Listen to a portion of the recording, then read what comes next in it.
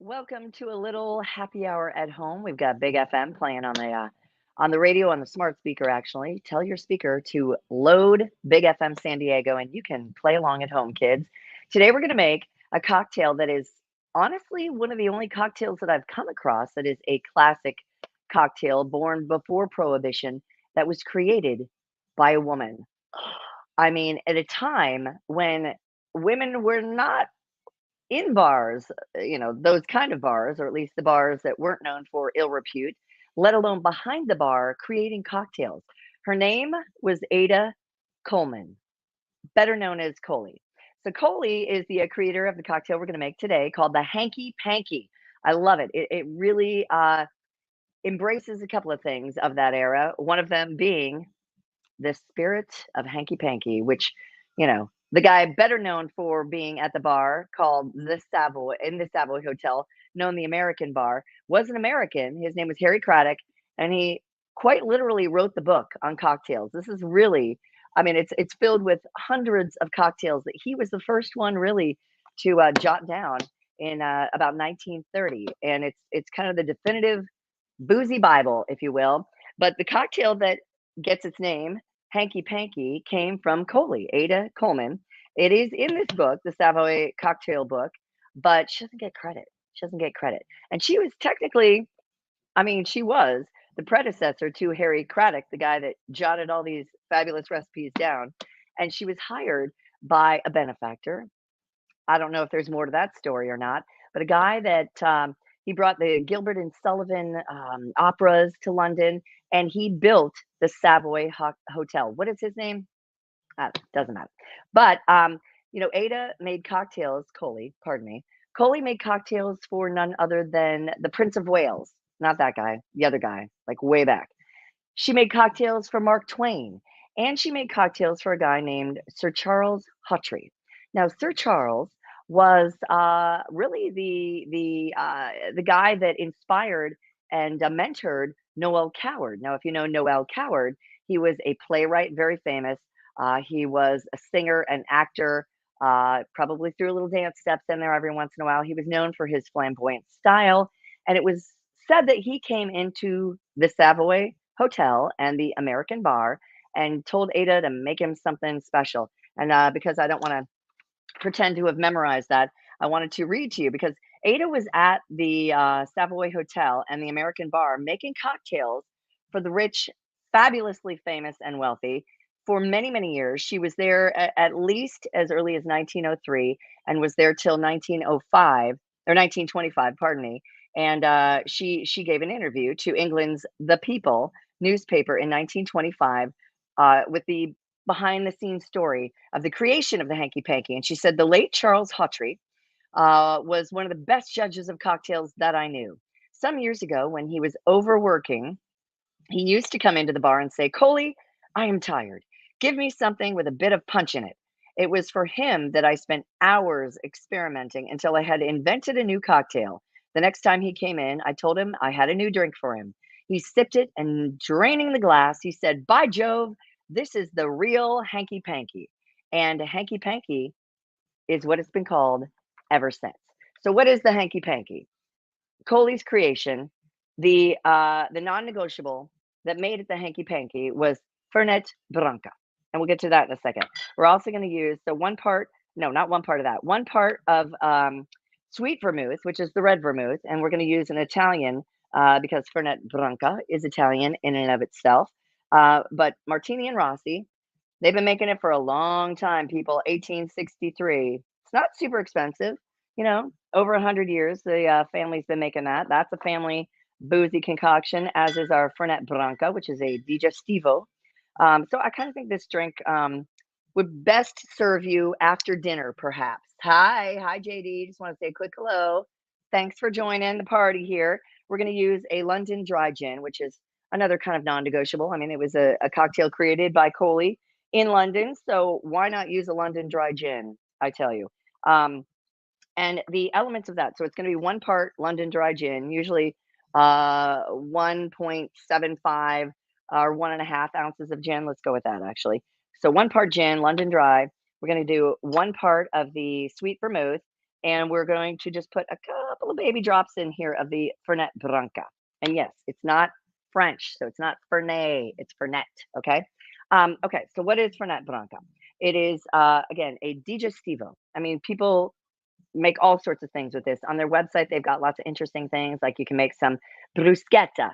And yes, it's bruschetta. Don't try to correct me. It's not bruschetta, my fellow Americans. It's bruschetta. I was at a restaurant once with my friend, my dear friend Juliana, who is born and raised in Italy, only moved here for an American man, strong American man that she married. Um, and somebody corrected her Italian when she ordered bruschetta. They said, "Oh, bruschetta." I came unglued. No, I didn't. I wanted to. She's much nicer than I am. But Fernet is a family creation. It is a digestivo, so something you would probably have after dinner. And it's a family recipe. It is a secret passed down for generations. The family that runs it, it is at least three generations removed from the original creator who created it from 27 herbs and roots. Okay. It is a secret recipe that they're not telling anybody, but Italian roots, of course, Italian herbs and things like that from many countries, though a few countries. Let's just go with that. A few continents, I should say. And it is a secret. It's over 100 years old. I had never had it before today. I sampled the merchandise a little bit. Martini and Rossi. What else did I want to tell you about that? Oh, but the really interesting thing about this is, love in a time of cholera. Remember cholera? They didn't know how cholera was spreading. So the great great ancestor that created this was actually trying to cure cholera with all these herbs and roots. Um, what we know now is that cholera was spread in the water that people were drinking.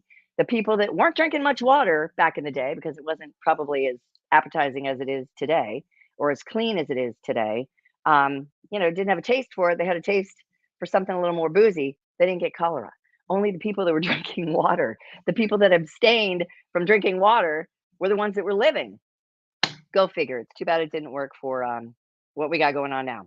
But so the Fernet Branca, we're going to go with just a couple of dashes of that, about one part of the vermouth, and the Tanqueray gin. We're going to use this. It is the only gin in the San Francisco Spirits Hall of Fame.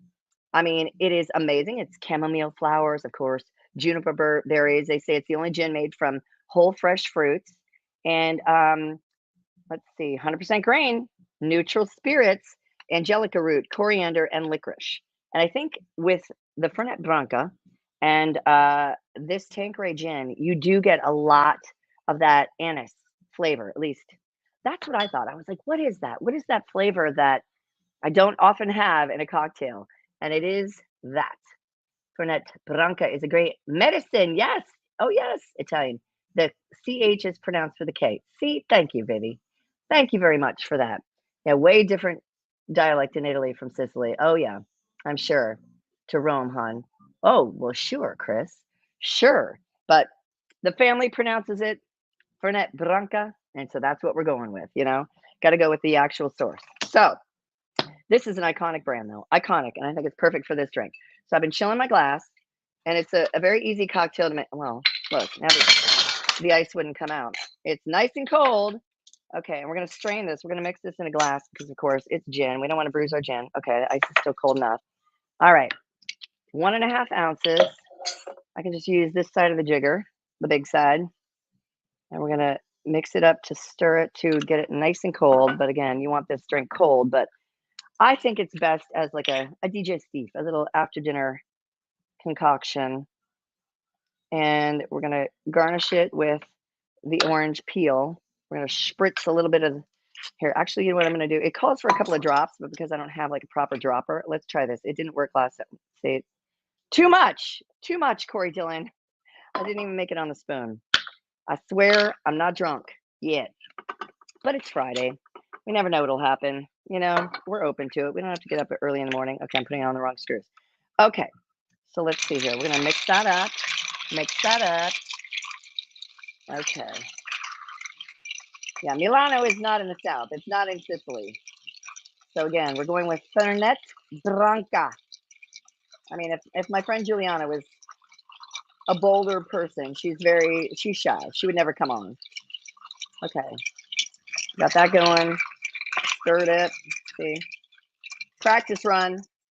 Okay, but I want to do this fresh because I want to get the oils and the essence into the drink. So I'm going to do it this way, skin side facing the cocktail. And you'll see, I mean, you know, when you light it up, that's the way you got to do it. I'm going to just do a little bit of that. I just want to give it a little twist, hang it on the edge here. And I'm going to pour it out with my, see, that's why, at least you got to have your oranges room temp so that it will actually do anything you want it to do, assuming it will do anything you want it to do. I'm going to pour that in. A lovely amber color, thanks to the Rosso, Martini and Rossi.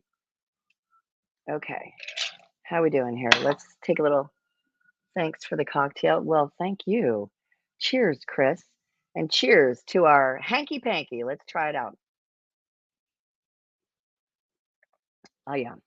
That first sip is always so like, you got to savor it, especially since it's as cold as it's going to be, right?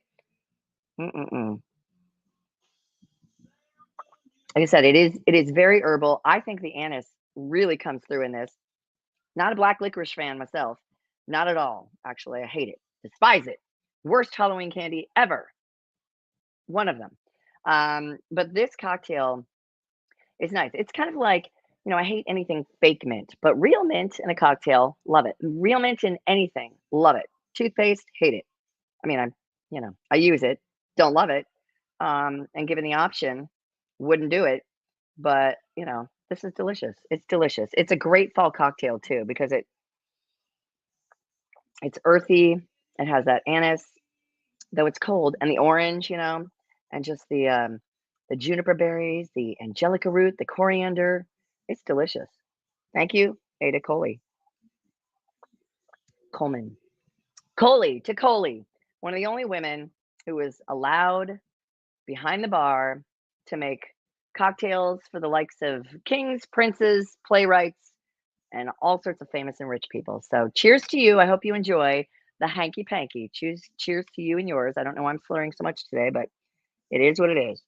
Mm-mm-mm. The Hanky Panky, again, 1.5 ounces of London dry gin, 1.5 ounces of, I mean, you can pick this up, at your local grocery store, at least in California, they sell liquor in grocery stores, but this I think you can even get at Target, I mean, your neighborhood Target, depending on the liquor laws, I guess, in your state. Deep South, maybe not, and definitely not on Sundays. But and Fernet Branca, that's the non-negotiable. It is a must if you're going to make the Hanky Panky. So enjoy it this weekend, and I'll see you next week. We are definitely for Halloween making the Corpse Reviver #2 again. That is a gin spirit again, but it's so good. It is so good, and I'm going to pick up a little bit of dry ice too to make it because it's spooky. And duh, of course I'll be in costume. You know it. Cheers. Have a great weekend. Thanks, guys.